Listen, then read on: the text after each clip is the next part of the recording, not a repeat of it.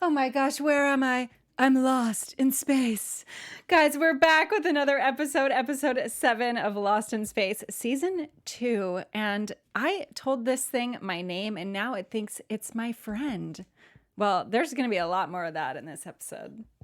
So I'm Maria Menounos, and you're tuned in to AfterBuzz TV, the ESPN of TV talk. Now, let the buzz begin. Hey guys, welcome back! Woo! Halfway through the season. Yeah, over halfway. Yep. That's true, yes. This episode is called Evolution. I don't know if they're talking about people or machines, but All of the above. what did you guys think? Loved it. Big fan of this episode. Learned a lot. I like this episode quite a bit. And we got some John and Dr. Smith being all sneaky, teaming up. Love that. Love the unexpected pairings. And yeah, I thought it was a solid episode. Yes, we did. And guys, just so you know who we are, I'm Alice, and these are my wonderful co-hosts today, James. Hi, everybody. James Maple here. And Taylor. Hello. And Alana is joining us from space. Look at her go. She's right there. She's exploring. She's hoping to join the Resolute today. She took a Jupiter out. We don't know where she is. Yeah. It's fine. Yes. So if we, transfer to her, you might just hear a lot of, we'll see. Yeah, so overall thoughts on the episode, guys. There's so many things that happen in this episode. We saw the robot, the real robot now. It opens with him and Will in the cave, and they're now making their own drawings, which I thought was really cute. Mm-hmm. Yeah. So pure. I know. I loved it. And then we've got them now. They have to get back to the ship. Mm-hmm. So they're going to travel through this. But they're like 200 kilometers away, which is like an insane distance. It's a little far. To go by horseback. So I loved this whole section of this episode because they teach the robot, they introduce him to the horses. And it's like the cutest thing I've ever seen. I was like, oh. I loved it. What did you guys think? I thought it was super sweet too, especially when he finally, because he's kind of skeptical at them at first. He's like, I don't really know what this is. Like, he can't quite figure it out because he's not the horse is not a human, obviously, but it's not like a robot either. Yeah. So it's kind of this weird, like, foreign thing to him that he doesn't quite get. And so I love that, Will's grown so much and is such a good teacher now that I loved him being like, it's your friend. Yeah. And he finally, obviously, we'll see how that sort of pans out. But I thought it was Right. so nice how the robot's like learning new things as, our humans are also learning new things kind of about the robot. Yeah. Yeah, absolutely. Because we obviously see Adler is very like hesitant to kind of trust the robot, and we learn pretty quickly that he's had some scarring from Scarecrow that Maureen picks up on. And Maureen definitely picks up on the fact that, oh, hey, you are maybe up to something, and I'm not sure what it is, but you're giving me these vibes of like very much like you don't want the robot on the show. I thought that was strange too. I realized that like midway through that scene, I was like, wait a second.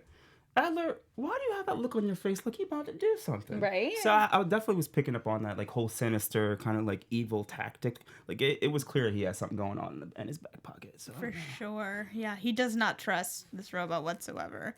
Because he is just convinced they're killers, which, like, I know it's really easy to sort of judge him, but I kind of get where he's coming from if he did get this, like, horrible scar and has only had pretty much negative experiences. Not to say, like, he's, not to blame. The humans have obviously acted in shady ways, towards these robots, but I sort of get where he's coming from. Yeah, I do too. And it's funny with the scar because there are some Lion King references in this episode too. And like Scar. And then there's like another thing we'll talk about in a minute.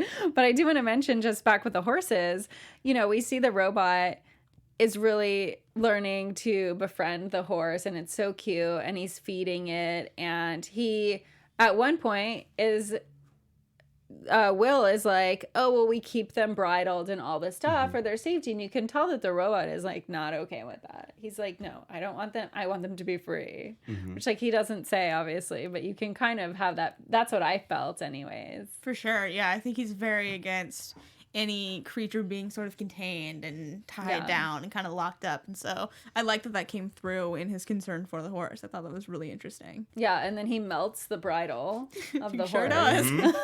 And Maureen's Quite aggressively. What is happening here? Which I thought was really cool, but also, like, nobody really... I mean, Maureen obviously is like, But yeah, I don't know. That was like a weird I like that scene a lot too. I liked it though. I think that when the robot was interacting with the horse, to me it like humanized him a bit. It gave him some like human qualities where he wasn't as like, I'm made of like nuts and bolts. Like he felt like he had some emotion. I really got a sense that he was like picking up some of like the Robinson maybe. Yeah, well, like, it felt like qualities. he had real feelings in that moment. And that he's really capable of not just having Will as a friend with their whatever sort of connection that everyone feels like they have some sort of telepathy type thing going on, but he's able to befriend all kinds of creatures, which is a huge step for, I think, this species of robots. I guess. And then, after that scene, they meet up with kind of these like alien wildebeest. And decide that they have to somehow get around them. And then, of course, there's debacles that come up with that. And we have more Lion King moments with the wildebeest. And the robot saves the one horse from, kind of getting stampeded by this whole big herd, which I loved. I'm glad you mentioned the Lion King thing, because as I was watching that scene in particular, I was like, wait a second. Yeah. Have I seen this movie before? What is going on? So yeah, it was definitely straight Lion King vibes. And you raised a good point previously about the idea of the word scar. I'd never thought about that, but that's another little like Lion King vibe. I feel it. Well, yeah, because just so you guys know, we talked about this briefly before we came on, and I just watched the new Lion King, and then we were talking about it, and I thought of that. I was like, oh my God, it's his scar, and he's scarred, and he's kind of the bad guy in this part of the episode, and I was like, another Lion King. Light bulb goes off. Yeah. Reference there. Yeah, definitely.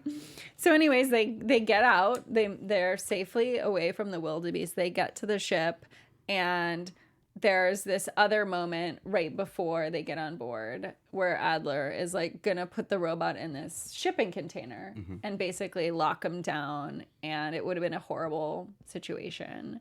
And I was definitely thinking, oh, Will's gonna get in the way, or something's gonna happen so that this does not go forward. What did you guys think of that? Like, of what was gonna happen in that moment?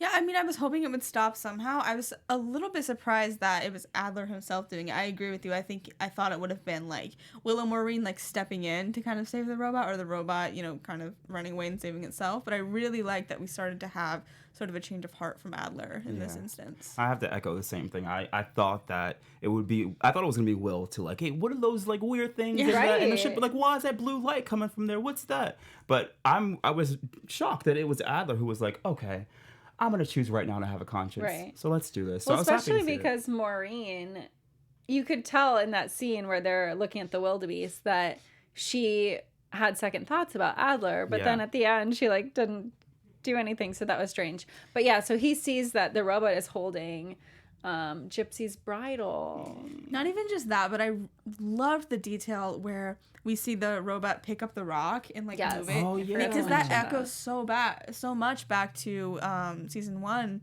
where Will has to have like the 20-some rocks or whatever of how many people were killed aboard the ship that the robot kind of caused. Like his dad makes him do that, and so I just love how that came back into play. And it's like, wow, the robot really is learning and like is taking all of this information in that he's learning from Will. And so I thought that was just such a cool touch. I think they actually called back to that scene where Adler asked Maureen, what is he doing? And she's like, he's mourning or something. Was grieving. Yeah, I was like, whoa, look at that. Yeah, I thought it was pretty cool. And even in the beginning of the scene of the episode where he goes and looks at the dead Tsar, I was like, I also was with like Maureen and Adler, and they're like, what's he thinking about? And I was like, I don't know what he's thinking about. I'm not sure. It's not bad. He didn't look mad, but I don't really know what he was thinking about. So that was an interesting thing. Well, let's jump over to the Resolute, because there's all kinds of stuff happening on the ship and with the colonists who are still on the planet. and they're apparently never leaving. That's their home now. So it opens on when we're in the Resolute with John being healed by nanobots, which I don't know if you guys know this, but nanobots are real and they are going to be in our medicine soon.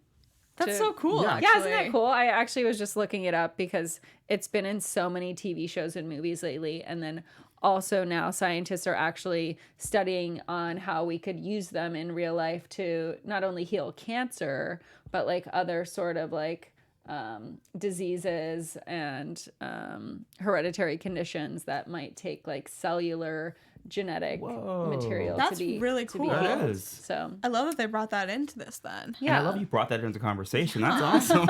So I don't know how far in the future that is, but Resident Maureen over here. I know, right? yeah, so we open there, and then we've got the captain now has told everyone that it's 1 year for the water supply to be cleaned because John goes and meets with her and is like, what's going on? Mm-hmm. And by the way, thanks for not telling me you were going to kill my kid. Yeah. Don't ever do that again. And then they hear these noises over the radio. Mm-hmm. And she immediately is like, John, you have to leave. Get out of here. You can't be hearing this. And he's like, on high alert. Like, oh my God, what's happening? What were your guys' immediate thoughts when you hear those noises? I thought it was something like bad about to happen. The fact that Captain Kamal, yeah, Commander Kamal, she was very quick to kick him out of the ship deck. So yeah, I didn't know what to expect. I knew there was some type of like impending badness, as it always is with this show, on its way. So I had to brace for impact. Yeah, whenever we hear like alien type noises, it's never good news, and so I knew that this was not going to be the best thing that ever happened. Yeah, definitely not. And obviously John now is very concerned. He's been kicked out of the command area and he's going to everyone to see who can help him figure this out. Mm-hmm. And he obviously goes to Dawn and Dawn's like, dude, I have an ankle bracelet on. Like, I can't go anywhere. What are you thinking? And so you would think that he would go to like, you know, Judy or call Maureen on the radio or like, you know, just something. Yeah. But he goes to Dr. Smith. She has a good reputation now. She's good at what she does. I mean, we'll give her that. Yeah. So Dr. Smith and everyone. I mean, at this point, I was like, really? We're going to Dr. Smith? Yeah. Oh, my God. And they have this whole conversation together. And she's like, I'm not used to working with anyone else. And I don't really know if I want to do this. But he convinces her. And it's super easy for her because she's created her own chip that just can get her to do anything. Yeah. So they get into the system. What did you guys think they were going to find? I did not know. I thought it would be something robot-like just because of the noises. It was similar to that, but I was like, oh, I don't know. I thought it was going to be something bad. I didn't, like you said, I didn't think it was going to be anything that was good we found on the other side of those sounds. Yeah. It's a present. It's a robot present. Yeah, well, so they figure out that it's like, I don't know, hundreds of ships? Yeah, that's a lot of alien ships. So, I mean, impending doom, definitely. And then they leave the room and double cross. Dun, dun, dun, dun. dun, dun. Definitely double Smith. Pretty much. I mean, you're not wrong. Dr. Smith has double-crossed John and has given him up. And so now he's under house arrest. And she has been brought into the inner circle. Did you guys have any thoughts about this when you were watching it on what she was really up to? I was just salty. Like, I was not happy. I was like, girl, he trusted you. You've been saying that you've changed for this whole time. I was just mad at her, to be honest. I didn't really care about her intentions. I was just furious with her. Yeah. I was more concerned at, like, what is going on with the security in this... They're just like people just walking in offices, people taking people's identity. That's the first thing I thought. I'm like, how does she go from being almost in jail to being in the inner circle for the ship? So that's the first thing. I'm like, what is going on with security? Well, and also, like, how is it, in a couple episodes ago, how is it that only that one guy knew that she had, like, done all that, like, Well, she erased all the footage. It kind of makes sense because no one would know, I guess, because she erased all the evidence. But that guy didn't tell anyone else? Guess not. Maybe she took care of that. You know what I'm saying? Maybe she took care of that. I don't know. Winky. Oh my gosh. Well, and then they find out that all the colonists are going to get left behind. And now everyone is like scrambling to figure out what the heck they're going to do. And now Judy and Penny realize that, oh, wait, it was all a setup. Yep. Thank goodness. I was so mad. I was so mad too because I really thought Dr. Smith was like totally like screwing him over. Me too. I'm really glad that wasn't the I case. was relieved. Yeah. I definitely thought that for some time, but when I got the flip of the script, I was like, oh, okay. Yeah. All right. I like you a little bit more, Dr. Smith, so I was with it. Tricky. Mm-hmm. Yeah. I mean, I guess she is kind of like getting nicer. She is turning over. She's warming up to her. I think that's what it is. Yeah. But I think also like her and John kind of uniting, I think it probably made her have some feelings about like trusting someone. Yeah. Maybe a little bit because she has always been, as she said in this episode, like I've always done everything alone. Mm-hmm. Yeah. Because I could never rely on anyone else. And now she like knows that like they can work together and she didn't get screwed over. So hopefully we'll see her being nicer. I don't know. We'll see. And then Will and the robot come back on the ship. Yes. Yeah. And they make it for now. My prediction when I saw them was I was wondering if the robot was going to meet Scarecrow. Yeah, right? Yeah. Because they were in such close proximity to each other. It was only a matter of time before they interacted. So yeah, I thought the same thing too. And I wonder what his thoughts are on just being on the ship, the robots. Yeah. I think maybe he may feel like maybe this might be a throwback to the whole like horse thing. Maybe he like feel kind of trapped and like in a cage and like can't get out. So maybe that was a metaphor for that. Yeah, maybe. I'm sure. And then at the end, Maureen realizes that she's like, "Oh hey, is there another planet out there? Maybe we can clean this Oh water my gosh, faster." I have a cure for the water problem." And that's pretty much where the episode ends. Everyone's got a little bit of a resolve there. It's a good cliffhanger. Yeah, it was a good cliffhanger. So let's jump into our special segment and let's go over MVP. Thank you. Yeah, it is. Who's the MVP? So yeah, who are you guys' MVPs and who did you think was space waste for this episode?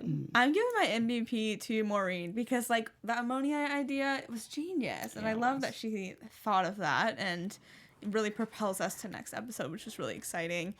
My yikes character, Hastings, is just causing problems left and right. He just hopped in here and just immediately became the worst person.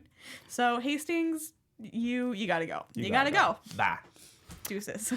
For me, captain of the ship this week, it's gonna be very strange. So hear me out.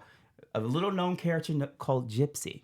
That's the horse that spoiler, died on the planet. I think that horse's acting ability was top notch. Agreed. So I want to give my award this week to Miss or Mr. Gypsy. You did a great job. R.I.P. R.I.P. homie. Rest in peace. And then Space Waste this week again. I've been ragging on her all episode, but Captain Kamal, you just let anybody walk up in your space like that?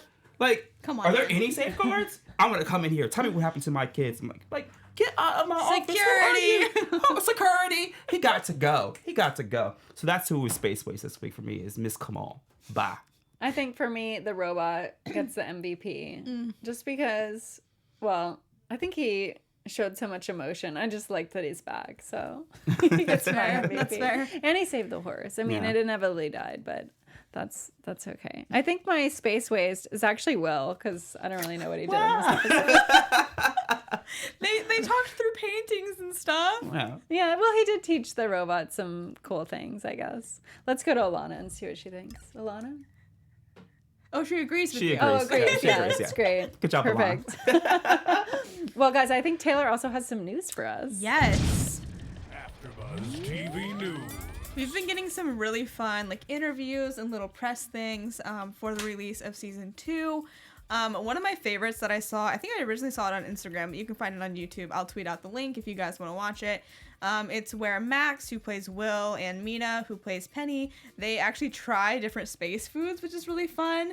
And they like some of them. They really don't like others. There's ice cream, biscuits and gravy, strawberries, weird, actual, real-life space food. So it's pretty fun to to see them try all of them and the reactions, and also just be like, wow, I didn't know that you could have that food in space. So like I said, I'll tweet that link out if you guys want to watch it, but it's really fun, and you guys should just click around and watch all of the press they've been doing, because they've done some really fun interviews. Yeah. I think the only thing I would eat in space would be ice cream, because I honestly don't know what else would be good dehydrated. Spoiler alert, they don't love it. Oh, really? So, really? yeah, well, you guys will have to watch it. I'm going to have to watch, because I don't know what I would eat. They like the fruits. They tend to like the fruits, like the strawberries and the bananas. That makes sense. Stuff. I've had dehydrated fruit, and it's pretty good. I mean, Dippin' Dots are pretty good as it is. Those exist right now. That's a great point. So, I'm just saying. That's why I feel like the ice cream thing is pretty locked Do in. they have dehydrated candy? Because I don't think that they like tasted candy. I think it was mostly good. like vegetables, like like fruits, and then a couple like I guess like biscuits and gravies, like entree type things. But it was really interesting to see and like see what it all looked like too. Well, yum. And with that, I'm going to let everyone know where they can find you guys so they can get that Twitter link and chat with us later. Yep. Yes, you guys can find me and the interview on Twitter at alphabet_Ann and on Instagram at Taylor_Gates_. And you can find your boy James Maple at Terrell James Maple on Instagram and Twitter. Squall at me. I'll squall it back. And you guys can find me at Alice's Adventures on Earth on Instagram or right here on YouTube at Alice Ford Adventures. Thanks for joining us. Peace. Our founder, Kevin Undergaro, and me, Maria Menounos, would like to thank you for tuning in to AfterBuzz TV. Remember, we're not just the first, we're the biggest in the world, and we're the only destination for all your favorite TV shows. Whatever you crave, we've got it. So go to AfterBuzzTV.com and check out our lineup. Buzz you later. The views expressed herein are those of the hosts only and do not necessarily reflect the views of AfterBuzz TV or its owners or principals.